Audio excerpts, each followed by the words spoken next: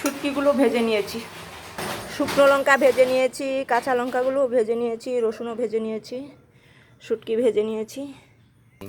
এইবার লঙ্কাগুলো আগে থেতো করে নিই। লঙ্কার সঙ্গে লবণটা দিলে থেতো হবে ভালোভাবে। এত গরম দিয়েছে তাই ফ্যান চালিয়ে নিয়েছি, টেবিল ফ্যান।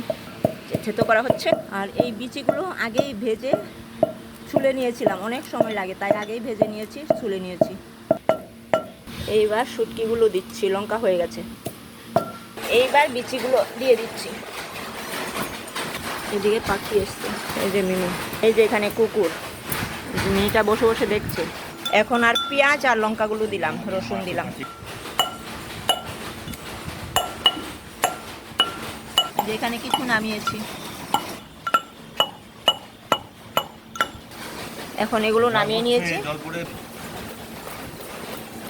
আর সবগুলো একসঙ্গে মেখে নিচ্ছি, এটা ছোট হয়ে গেছে তাই এবার মেখে নিচ্ছি সব একসঙ্গে। একটু থেমে থেমে একসঙ্গে মাখবো। এবার একটু থামিয়ে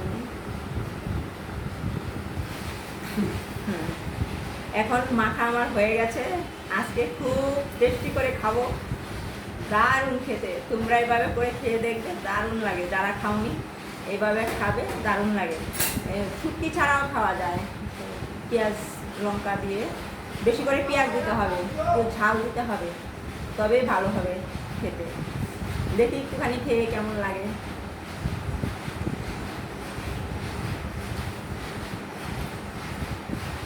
দারুণ হয়েছে, দারুণ। আজকে এক থালা ভাত খাবো একদম। ঠিক আছে বন্ধুরা, তোমরা আমার এই ভিডিওগুলো দেখো, সবাই ভালো থেকো। এই যে দেখো অনেকগুলো হয়েছে।